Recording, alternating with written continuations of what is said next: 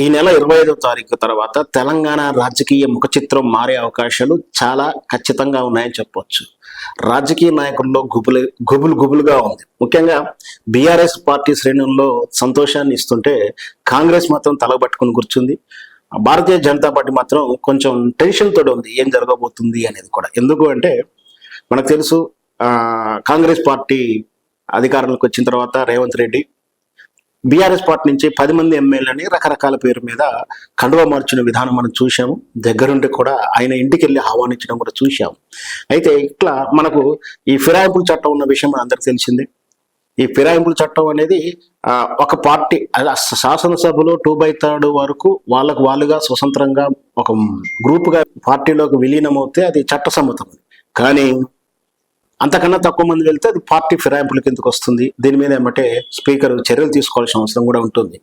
అయితే గతంలో BRS party అధికారంలో ఉన్నప్పుడు కేసీఆర్ కూడా దాన్ని కూడా అంటే ఫిరాయింపులు ప్రోత్సహించాడు. దాన్ని చట్టబద్ధంగా విలీనం కూడా చేసుకోవడం జరిగింది, ఒక స్ట్రాటజిక్.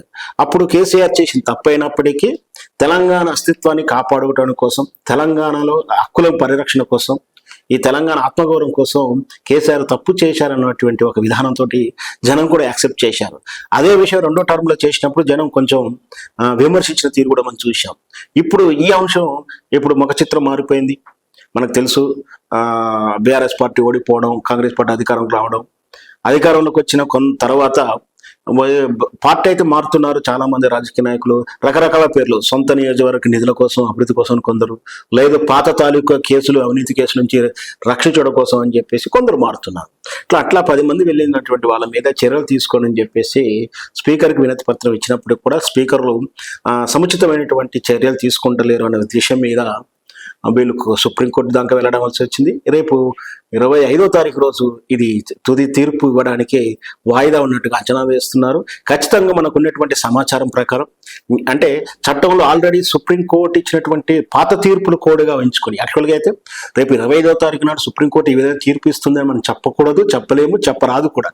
కానీ మనకున్న సర్కమ్స్టెన్స్ కానీ ఆ లీగల్గా ఉన్నటువంటి ఇన్ఫర్మేషన్ ప్రకారం గతంలో సుప్రీంకోర్టు ఇచ్చిన గైడ్ లైన్స్ కూడా, ఎందుకంటే ఇప్పుడు బీఆర్ఎస్ పార్టీ కూడా ఆ గైడ్ లైన్, ఆ తీర్పులోనే కోడ్ చేసింది. సో ఖచ్చితంగా స్పీకరు వీళ్ళ మీద చర్య తీసుకోండి, అది స్పీకర్ యొక్క విచక్షణ అధికారంలోకే ఉంటుంది. కానీ మీరు కాలయాపన చేస్తే 5 ఏళ్ల వరకు ఉండకూడదు.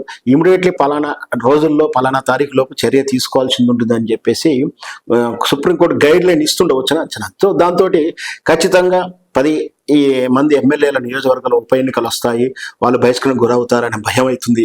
సో ఎన్నికలు వస్తే ఏమవుతుంది అంటే ఖచ్చితంగా కాంగ్రెస్ పార్టీ ఈ 13-14 నెలల కాలంలో వ్యతిరేకతను మూటగట్టుకున్న విషయం అందరికీ తెలుసు. అదే స్వయంగా రేవంత్ రెడ్డి కూడా చాలా సందర్భాలు ఈ మధ్య కాలంలో చెప్తూ వస్తున్నారు. అంటే కాంగ్రెస్ పార్టీ నుంచి వ్యతిరేకత వల్ల బీఆర్ఎస్ పార్టీ నుంచి వెళ్ళిన వాళ్ళు అసలు కాంగ్రెస్ పార్టీ టికెట్ ఇస్తుందా అనేది ఒక అనుమానం.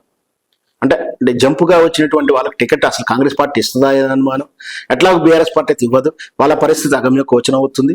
ఒకవేళ ఎన్నికలు ఎవరికి ఇచ్చిన టికెట్లు పోటీ చేస్తే మాత్రం ఇప్పుడున్న పరిస్థితుల్లో బీఆర్ఎస్ కలిసి వస్తే 10 సీట్లు మళ్ళీ బీఆర్ఎస్ సొంతం చేసుకుంటే కాంగ్రెస్లో ఖచ్చితంగా ముసలం పుడుతుంది, ప్రభుత్వం పడిపోతుంది. అంటే ఈ అవకాశాల కోసం ఎదురు చూస్తున్నట్టు భారతీయ జనతా పార్టీ ఏం జరుగుతుందో ఒక టెన్షన్. ఎందుకంటే భారతీయ జనతా పార్టీ గెలిచేటువంటి విధానం అయితే లేదు అసెంబ్లీ స్థానాలలో. కానీ ఎవరికి లాభం జరిగితే, ఎవరికి నష్టం జరిగితే, తనకేం ప్రయోజనం జరుగుతుందని కూడా వాళ్ళు ఎదురు చూస్తూ ఉన్నారు. ఈ పరిస్థితుల్లో ఖచ్చితంగా ఉప ఎన్నికలు వస్తాయని, ఉప ఎన్నికలు వస్తే రేవంత్ రెడ్డి ప్రభుత్వానికి ఎసరు వస్తుంది. దానివల్ల రాబోయేటువంటి అంటే రేవంత్ రెడ్డి ప్రభుత్వం పడిపోతే ఎలాంటి సమీకరణలతోటి తెలంగాణ ప్రభుత్వం సంకీర్ణ ప్రభుత్వం వస్తుందా, లేదు కాంగ్రెస్ ప్రభుత్వం వస్తుందా, లేదా బీఆర్ఎస్ ప్రభుత్వం వస్తుందా. మనందరికీ తెలిసిందే, దేశవ్యాప్తంగా నరేంద్ర మోడీ గారు చేస్తున్నటువంటి ఈ పార్టీ ఫిరాయింపులు కానీ, పార్టీలు కొలగొట్టడం కానీ, బలహీనులను అడ్డం పెట్టుకొని మన మహారాష్ట్ర శివసేన పార్టీని చేసే విధానం చూస్తూ ఉంటాం. సో ఈ విధంగా అట్లాంటి రాజకీయ చరిత్ర ఏమైనా జరుగుతుందా, ఎట్లాంటి ఏమన్నా మార్పు జరుగుతుందా అని చూస్తున్నాం. ఖచ్చితంగా ఈ రేపు రాబోయేటువంటి తీర్పు సుప్రీంకోర్టు నిర్ణయం మేరకే రాబోయేటువంటి 3-4 నెలల్లో స్థానిక సంస్థల ఎన్నికలు ఉన్నాయి. ఈ బై ఎలక్షన్స్ వస్తే మాత్రం ఖచ్చితంగా తెలంగాణలో రాజకీయ సంక్షోభం, రాజకీయ మార్పులు అయితే ఖచ్చితంగా ఉన్నాయని చెప్పొచ్చు.